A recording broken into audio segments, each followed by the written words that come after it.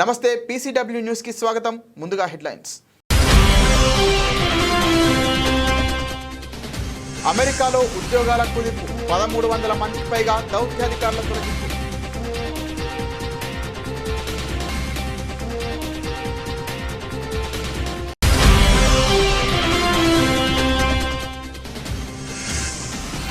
కుర్చీ పొందడం అంత ఈజీ కాదు, వచ్చిన అవకాశాన్ని వదులుకోకండి. డీకే శివకుమార్.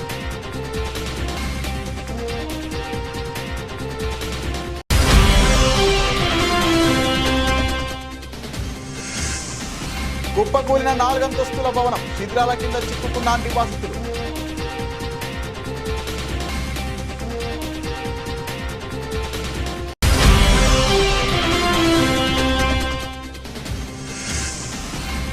రోహిత్ చట్టాన్ని అమలు చేస్తాం, ఢిల్లీలో మీడియాతో బట్టి విక్రమార్క.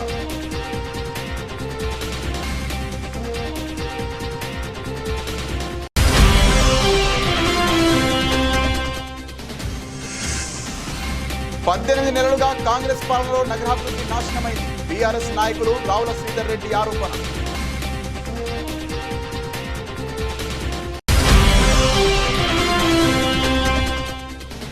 ఏపీ రాజకీయాల్లో హాట్ టాపిక్ గా మారిన రప్ప డైలాగ్. రప్ప అంటూ బేరంబెర్రిగా మాట్లాడుతున్న పేర్ని నాని.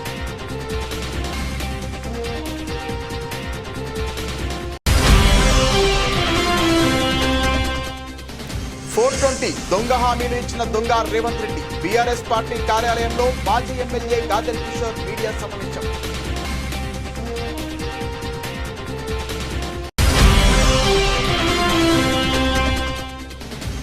కాకునూరు గ్రామంలో గృహలక్ష్మి పథకాన్ని వెంటనే ఇవ్వాలని డిమాండ్. పోస్ట్ కార్డు ఉద్యమాన్ని ప్రారంభించారు MLC Kalvakuntla Kavitha.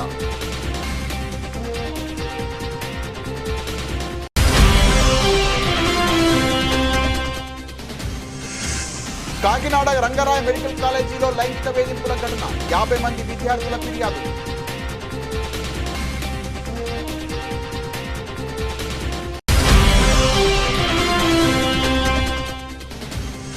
IT, auto, energy షేర్లలో భారీ అమ్మకాల ఒత్తిడి. కార్పొరేట్ ఫలితాల సీజన్ కు ఐటీ దిగ్గజం టీసీఎస్ నిరుత్సాహపూరితమైన ప్రారంభం. అమెరికాలో ఉద్యోగాల కుదింపు జరుగుతోంది. విదేశాంగ శాఖలో చర్యలు చేపట్టిన అధ్యక్షుడు డొనాల్డ్ ట్రంప్ యంత్రాంగం 1300 మందికి పైగా దౌత్యాధికారులను తొలగించేందుకు సిద్ధమైంది. ఆ జాబితాలో 1107 మంది సివిల్ సర్వెంట్లు, స్థానికంగా పనిచేస్తున్న 246 మంది దౌత్యవేత్తలు ఉన్నట్లు తెలుస్తోంది. వారందరికీ లే ఆఫ్ నోటీసుల జారీ మొదలైనట్లు సంబంధిత వర్గాలు తెలిపాయి. నోటీసులు అందుకున్న దౌత్యవేత్తలు, సివిల్ సర్వెంట్లను 120 రోజుల పాటు సెలవుల్లో ఉంచనున్నారని, ఆ తర్వాత అధికారికంగా ఉద్యోగం నుంచి తొలగిస్తారని తెలిసింది. వారిలో చాలా మందికి 60 రోజుల సమయం మాత్రమే ఇచ్చినట్లు సమాచారం. శాఖల పునర్వ్యవస్థీకరణలో భాగంగా దౌత్య ప్రాధాన్యాలపై దృష్టి పెట్టామని తాజా నోటీసుల్లో పేర్కొన్నట్లు తెలుస్తోంది. ట్రంప్ యంత్రాంగం ప్రణాళికను అధ్యక్షుడు ట్రంప్, విదేశాంగ మంత్రి మార్కో రూబియోతో పాటు వారి మిత్రపక్షాలు ప్రశంసిస్తున్నప్పటికీ ప్రస్తుత మాజీ దౌత్యవేత్తలు మాత్రం తీవ్రంగా వ్యతిరేకిస్తున్నారు. విదేశాల్లో ఇప్పటికే ఉన్న ముప్పుతో పాటు భవిష్యత్తులో ఎదురయ్యే సవాళ్లను ఎదుర్కొనే సామర్థ్యాన్ని తాజా చర్యలు బలహీనపరుస్తాయని వారు ఆందోళన వ్యక్తం చేశారు. కాగా విదేశాంగ శాఖలో ఉద్యోగాల కోతలు నిలిపివేయాలని కోరుతూ అమెరికన్ ఫారిన్ సర్వీసెస్ అసోసియేషన్ గత నెలలోనే ప్రభుత్వానికి విజ్ఞప్తి చేసింది. విదేశీ సేవలందించే ఈ విభాగానికి అంతరాయం కలిగించడం జాతీయ ప్రయోజనాలను ప్రమాదంలో పడేస్తోందని, ప్రపంచవ్యాప్తంగా ఉన్న అమెరికన్లపై ప్రభావం పడుతోందని అసోసియేషన్ అధ్యక్షుడు టామ్ యాక్జ్గెడ్జీ అభిప్రాయపడ్డారు. అయితే అమెరికా ప్రభుత్వ వ్యయాల తగ్గింపు ప్రణాళికలో భాగంగా పెద్ద ఎత్తున ఫెడరల్ ఉద్యోగులను ట్రంప్ యంత్రాంగం తొలగిస్తోంది. ఇప్పటికే యుఎస్ ఎయిడ్, రెవెన్యూ సర్వీసెస్తో పాటు అనేక విభాగాల్లో భారీ సంఖ్యలో ఉద్యోగులను తొలగించారు. కర్ణాటకలో ముఖ్యమంత్రి మార్పుపై వివాదం కొనసాగుతున్న విషయం తెలిసిందే. ఈ వివాదం వేళ డిప్యూటీ సీఎం డీకే శివకుమార్ కీలక వ్యాఖ్యలు చేశారు. కుర్చీ పొందడం అంత సులభం కాదన్నారు. అవకాశం వచ్చినప్పుడే ఆ కుర్చీలో కూర్చోవాలని వ్యాఖ్యానించారు. శుక్రవారం బెంగళూరు న్యాయవాదుల సంఘం నిర్వహించిన కెంపేగౌడ జయంతి వేడుకల్లో పాల్గొన్న డీకే ఈ సందర్భంగా మాట్లాడారు. ఖాళీ కుర్చీలు అందుబాటులో ఉన్నప్పటికీ అందులో కూర్చొని చాలా మంది న్యాయవాదులను ఇక్కడ నేను చూస్తున్నాను. కానీ మేమందరం మాత్రం ఓ కుర్చీ కోసం తీవ్ర పోరాటాలు చేస్తుంటాం. కుర్చీ పొందడం అంత సులభం కాదు. మీరు అవకాశం వచ్చినప్పుడే ఆ సీట్లో కూర్చోవాలి. వచ్చిన అవకాశాన్ని వదులుకోకూడదు. మీలో చాలా మంది త్యాగపూరితం ఉన్నట్లు అనిపిస్తోంది. మీకు అవకాశం వచ్చినప్పుడే ఉపయోగించుకోండి అంటూ వ్యాఖ్యానించారు. వ్యాఖ్యానించారు. ప్రస్తుతం ఆయన కామెంట్స్ వైరల్ అవుతున్నాయి. కర్ణాటకలో ముఖ్యమంత్రిని కాంగ్రెస్ అధిష్టానం మారుస్తోందని, డిప్యూటీ సీఎం డీకే శివకుమార్ను సీఎంను చేస్తారంటూ విస్తృతంగా ప్రచారం జరుగుతున్న విషయం తెలిసిందే. కర్ణాటకలో నాయకత్వ మార్పు ఉండదని, తానే ముఖ్యమంత్రిగా కొనసాగుతానని స్వయంగా సీఎం సిద్ధరామయ్య స్పష్టం చేసినప్పటికీ దీనిపై చర్చ మాత్రం ఆగడం లేదు. రాష్ట్రంలో 5 ఏళ్ల పాటు పూర్తి కాలం తానే ముఖ్యమంత్రిగా ఉంటానని, డీకేను సీఎం చేయడానికి పదవి నుండి దిగిపోమ్మని అధిష్టానం తనను అడిగినట్టు జరుగుతున్న ప్రచారంలో ఎంత మాత్రం వాస్తవం లేదని స్పష్టం చేశారు. 5 ఏళ్ల పాటు నేనే సీఎంగా ఉంటా, ఈ విషయం నేను ఎప్పుడో స్పష్టం చేశా. జూలై 2న చేసిన ప్రకటనలో కూడా ఇదే విషయం చెప్పా. ఆ రోజు నా పక్కన శివకుమార్ కూడా ఉన్నారని పేర్కొన్నారు. సీఎం పదవిపై డీకే ఆశపడుతున్న విషయంపై ఆయన మాట్లాడుతూ, డీకే కూడా ఈ పదవికి ఆశావహుడే, అందులో ఎలాంటి తప్పు లేదు. ఆయన కూడా ఇదే విషయాన్ని పేర్కొన్నారు. కానీ సీఎం కుర్చీ ప్రస్తుతం ఖాళీ లేదు అని చెప్పారు. కాంగ్రెస్ హైకమాండ్ నుంచి తనకు పూర్తి మద్దతు ఉందని పేర్కొన్నారు. గాంధీలు సహా కాంగ్రెస్ అగ్రనాయకుల పూర్తి మద్దతు తనకు ఉందని, తన మద్దతు లేకుంటే సీఎం పదవిలో కొనసాగి ఉండేవాడిని కాదని సిద్ధరామయ్య తెలిపారు. ఢిల్లీలోని సీలంపూర్ ప్రాంతంలో ఈ ఉదయం 4 అంతస్తుల భవనం కుప్పకూలింది. శిథిలాల కింద చిక్కుకున్న పలువురిని రక్షించేందుకు సహాయక కార్యక్రమాలు కొనసాగుతున్నాయి. ఇప్పటి వరకు 4 రక్షించి ఆసుపత్రికి తరలించారు. శిథిలాల కింద ఇంకా పలువురు చిక్కుకొని ఉండవచ్చని అధికారులు చెబుతున్నారు. స్థానికులు కూడా సహాయక కార్యక్రమాల్లో పాలు పంచుకుంటున్నారు. సమాచారం అందుకున్న వెంటనే ఘటనా స్థలానికి చేరుకున్న అగ్నిమాపక సిబ్బంది సహాయక చర్యలు చేపట్టారు. భవనం కుప్పకూలినట్లు ఉదయం 7 గంటలకు ఫోన్ కాల్ వచ్చినట్లు పోలీసులు తెలిపారు. ఉదయం తాను మంచంపై ఉండగా పెద్ద శబ్దం వినిపించిందని, బయటకు వచ్చి చూస్తే ఆ ప్రాంతమంతా దట్టంగా దుమ్ము పేరుకుపోయి ఉందని, అందరూ ఏడుస్తున్నారని ప్రత్యక్ష సాక్షి ఒకరు తెలిపారు. భవనం కూలినప్పుడు అందులో ఎంతమంది ఉన్నారన్న విషయం తెలియరాలేదు. కానీ ఒక కుటుంబంలో 10 మంది ఉంటారని, వారి పరిస్థితి ఏంటో తెలియదని ఆ సాక్షి పేర్కొన్నారు. హైదరాబాద్ సెంట్రల్ యూనివర్సిటీ విద్యార్థి రోహిత్ వేముల చావుకు కారణమైన వ్యక్తులపై చర్యలు తీసుకోకుండా వారికి పదోన్నతులు, ప్రోత్సాహకాలు అందించిన బీజేపీ ప్రభుత్వం దేశ ప్రజలందరికీ క్షమాపణలు చెప్పాలని డిమాండ్ చేశారు. శుక్రవారం ఆయన ఢిల్లీలోని ఏఐసీసీ కేంద్ర కార్యాలయం ఇందిరాభవన్లో AICC SC wing chairman Rajendra Pal గౌతమ్తో కలిసి మీడియాతో మాట్లాడారు.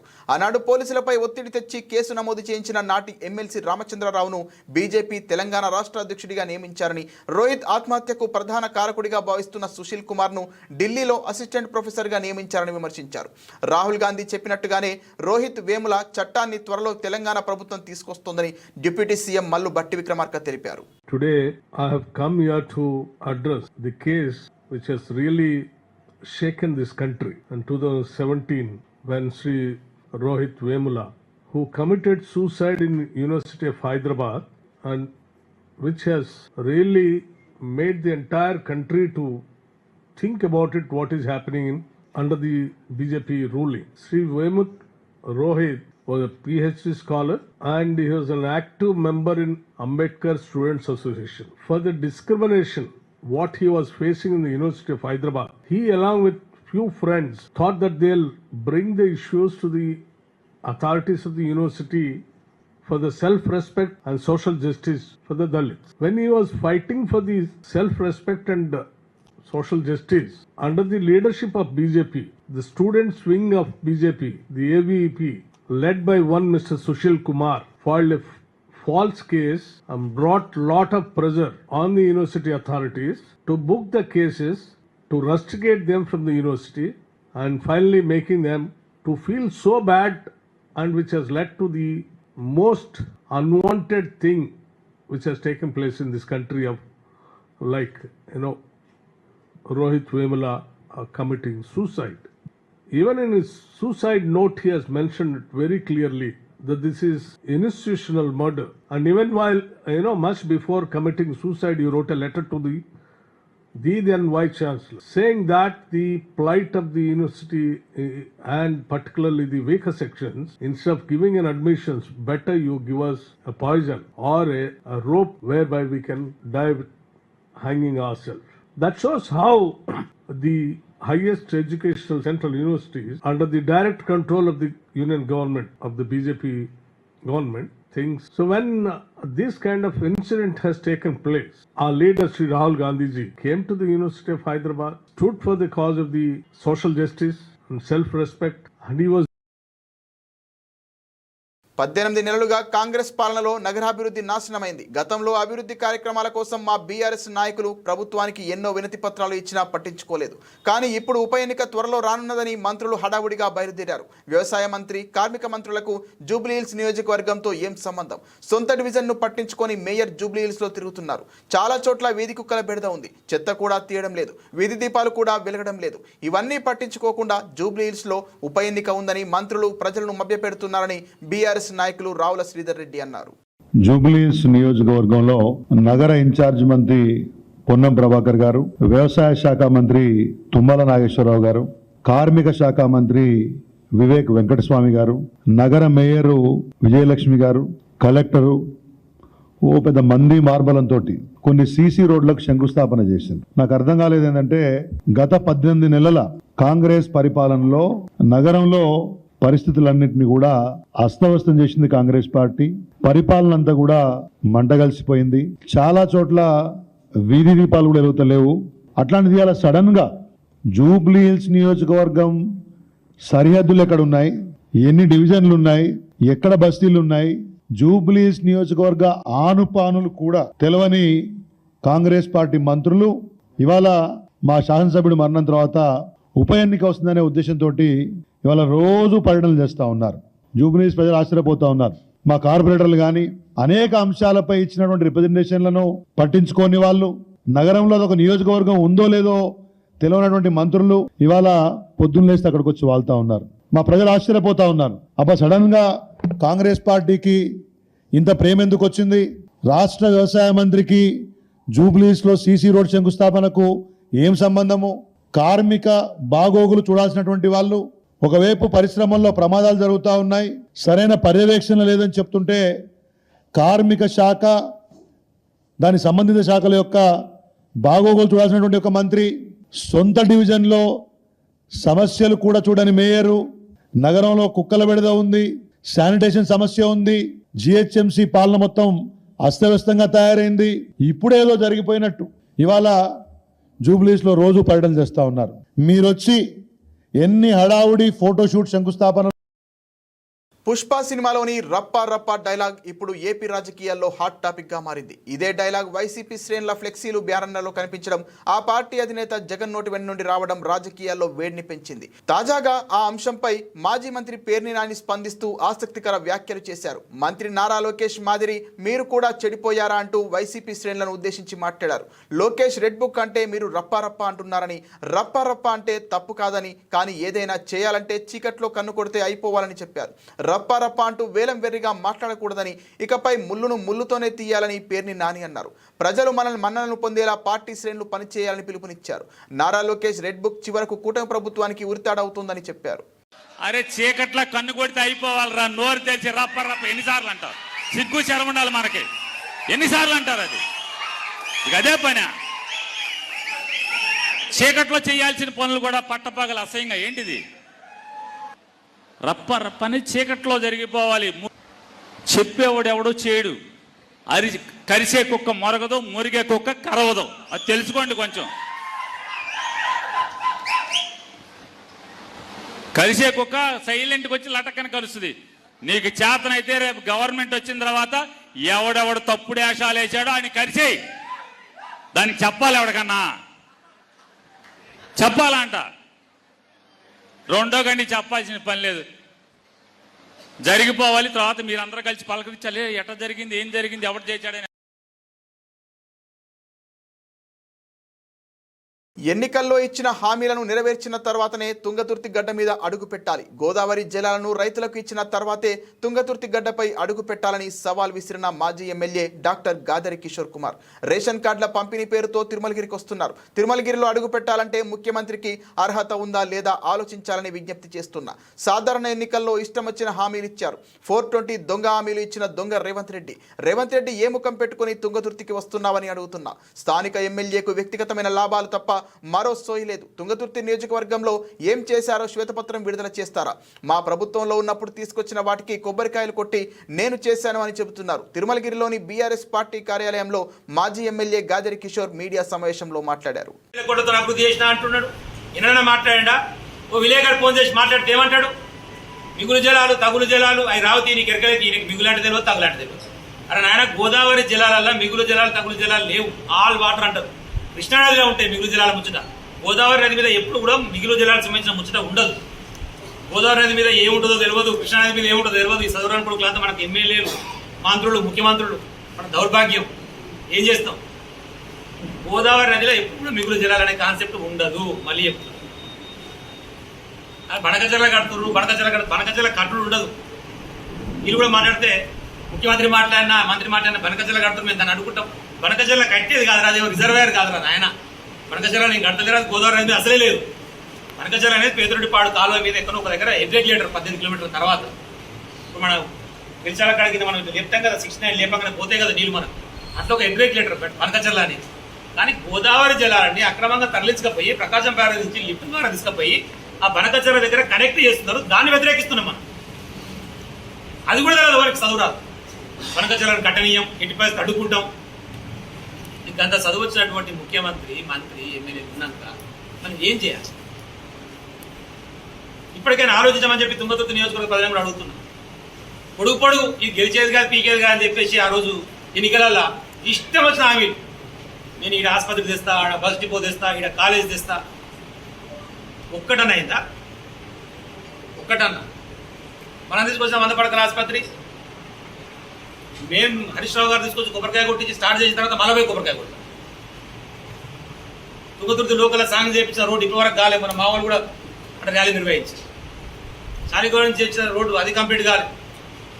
రామారావు నుంచి మొత్తం మానాయకుడి దాకా చేయించిన రోడ్డు అది కంప్లీట్ కాలే. అవన్నీ మన ఆయననే అయిపోయినాయి.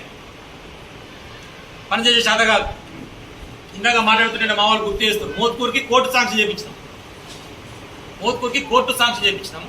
ఆ సాంక్షన్ చేయించినటువంటి కోర్టును స్టార్ట్ చేయించే తెలియలేదు వీళ్ళకు. మా వాళ్ళు రావణపేట దాకా పోవాలంటే ఇబ్బంది అవుతుందని చెప్పేసి.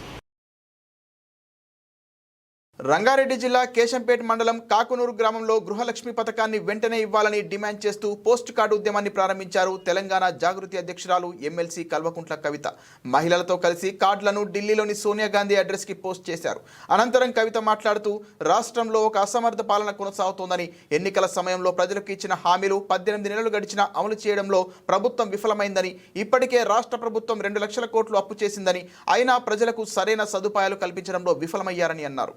ముఖ్యమంత్రి రేవంత్ రెడ్డి తెలంగాణలో తక్కువ, ఢిల్లీలో ఎక్కువ ఉంటారని ఎద్దేవా చేశారు. ఫ్రీ బస్ పేరుతో గ్రామాలకు వచ్చే బస్సుల సంఖ్యను తగ్గించడంతో మహిళలు ఎంతో ఇబ్బందులు ఎదుర్కొంటున్నారని, వెంటనే బస్సుల సంఖ్య పెంచాలని డిమాండ్ చేశారు. రానున్న స్థానిక సంస్థల ఎన్నికల్లో కాంగ్రెస్ కు వ్యతిరేకంగా ఓటు వేయాలని ప్రజలకు సూచించారు. బీసీలకు ఎన్నికల్లో 42% రిజర్వేషన్ కల్పిస్తూ కేబినెట్లో నిర్ణయం తీసుకోవడం ముమ్మాటికి తెలంగాణ జాగృతి విజయమే అని కవిత అన్నారు.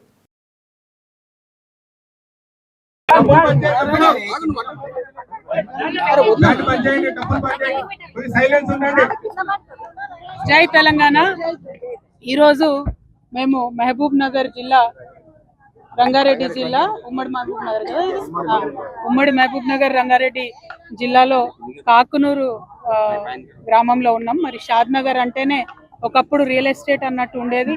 అందరు కూడా తెల్ల బట్టలు వేసుకొని తిరిగి తెల్లారు లేస్తే రియల్ ఎస్టేట్ పనులు చేసుకొని బతికినటువంటి వాళ్ళు ఉన్నారు. వాళ్ళందరూ కూడా ఇవాళ కాంగ్రెస్ ప్రభుత్వాన్ని ఎన్నుకున్నందుకు బాధపడుతున్నటువంటి సందర్భం ఉన్నది.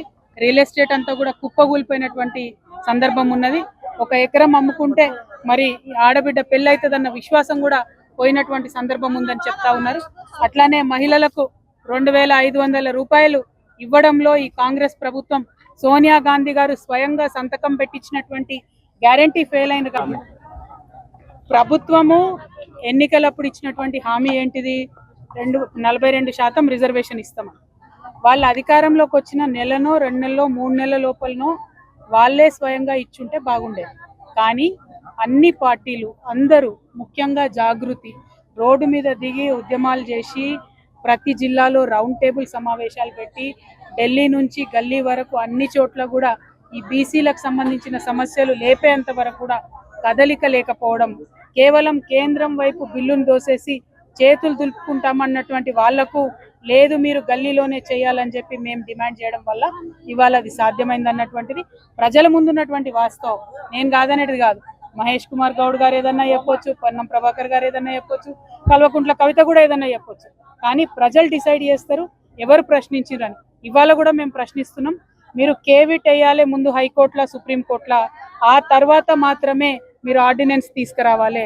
లేకపోతే కేవలం మీరు బీసీలను బురిడి కొట్టించడానికి చేసే డ్రామా లాగా ఉంటుంది తప్పితే నిజమైనటువంటి ప్రేమ మీకు లేదని అర్థమవుతుంది. మీ మాట నిలబెట్టుకోండి, 42% బిల్లు ఇవ్వండి, 2500 ఆడబిడ్డలకి. కాకినాడ రంగరాయ మెడికల్ కాలేజీలో విద్యార్థినులపై లైంగిక వేధింపుల ఘటనపై జిల్లా కలెక్టర్ మోహన్ స్పందించారు. ఆరోపణలు వచ్చిన చక్రవర్తి, జమ్మిరాజు, గోపాలకృష్ణ ప్రసాదులపై క్రిమినల్ కేసులు నమోదు చేసి సస్పెండ్ చేశాం. వారంతా పోలీసుల అదుపులో ఉన్నారు. ఈ నెల 9న ప్రిన్సిపాల్కు ఓ విద్యార్థిని మెయిల్ చేయగా ఆ తర్వాత 50 మంది ఫిర్యాదు చేశారు. వాట్సాప్లో అసభ్య మెసేజ్లు, వ్యాఖ్యలు గుర్తించామని చెప్పారు. ఎక్స్ప్లెయిన్ చేయాలి. ఇమీడియట్గా డిస్ట్రిక్ట్ అడ్మినిస్ట్రేషన్ కానీ కాలేజ్ అడ్మినిస్ట్రేషన్ కానీ తీసుకున్న యాక్షన్ ఏంటి, తర్వాత ఇలాంటిది మళ్ళీ రిపీట్ కాకుండా మనం చేయడానికి ఎలాంటి చర్యలు తీసుకునే దాని గురించి, అండ్ ఈ ఇన్స్టిట్యూషన్ మీద తర్వాత మనం తీసుకునే ఈ సిస్టమ్ మీద కొంచెం నమ్మకం మళ్ళీ పెట్టుకునేటట్లు, అంటే we have to reinforce that confidence in this institute. So అందుకోసం అని చెప్పి మీటింగ్ పెట్టడం జరిగింది ప్రిడామినెంట్లీ. సో క్విక్గా నేను ఐ విల్ గివ్ బ్రీఫ్ ఏం జరిగింది, తర్వాత what happened the last 2 days.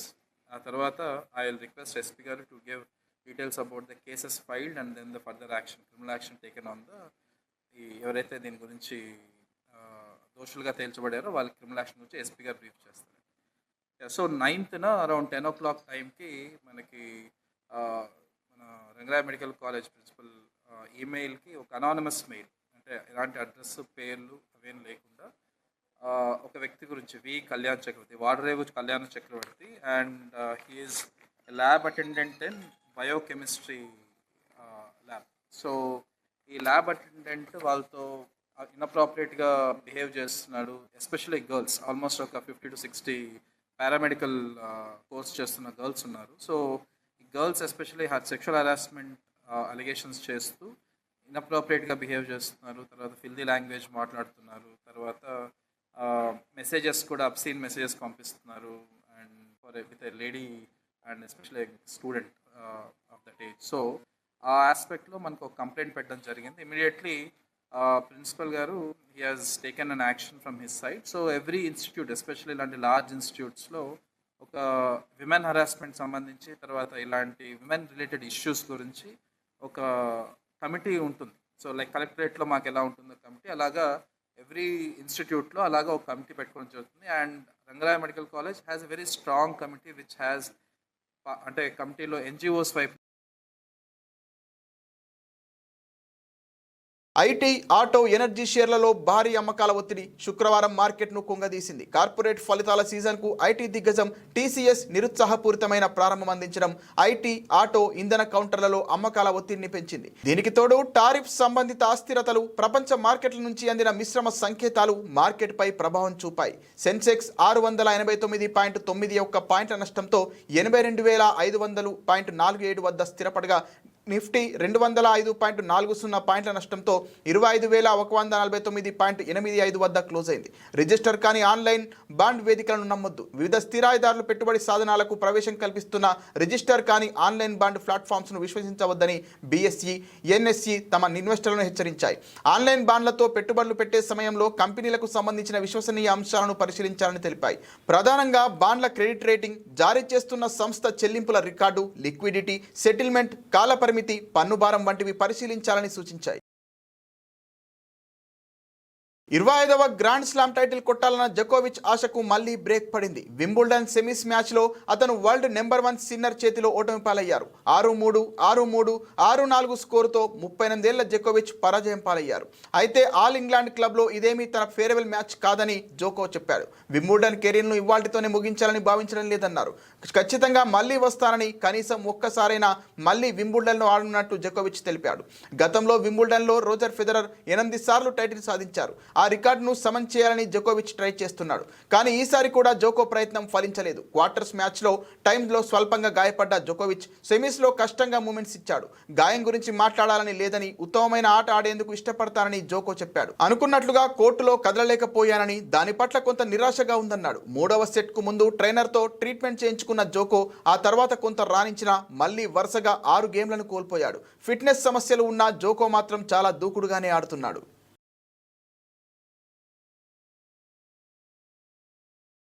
Bulletin ముగించే ముందు హెడ్లైన్స్ మరోసారి. అమెరికాలో ఉద్యోగాల కుదింపు 1300 మందికి పైగా దౌత్యాధికారుల తొలగింపు.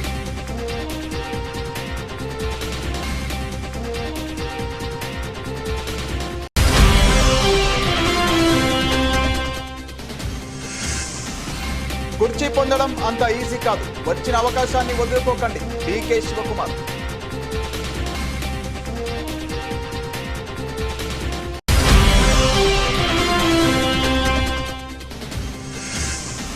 కుప్పకూలిన 4 అంతస్తుల భవనం, శిథిలాల కింద చిక్కుకున్న నివాసితులు.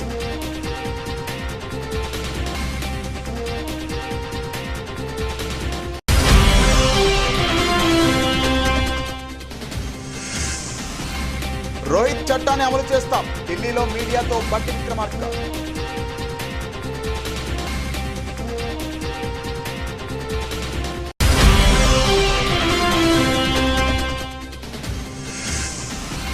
పద్దెనిమిది నెలలుగా కాంగ్రెస్ పాలనలో నగరాభివృద్ధి నాశనమైంది. బీఆర్ఎస్ నాయకులు రావుల శ్రీధర్ రెడ్డి ఆరోపణ.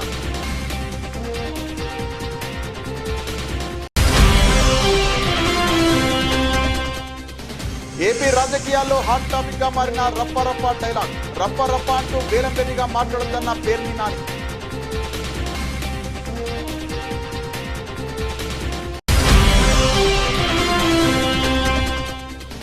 420 దొంగ హామీలు ఇచ్చిన దొంగ రేవంత్ రెడ్డి. బీఆర్ఎస్ పార్టీ కార్యాలయంలో మాజీ ఎమ్మెల్యే గాజరి కిషోర్ మీడియా సమావేశం.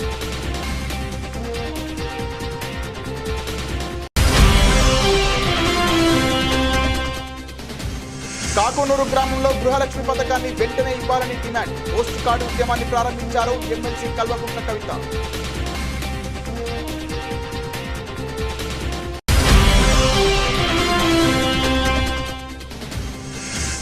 కాకినాడ రంగరాయ మెడికల్ కాలేజీలో లైంగిక వేధింపుల ఘటన. 50 మంది విద్యార్థుల ఫిర్యాదు.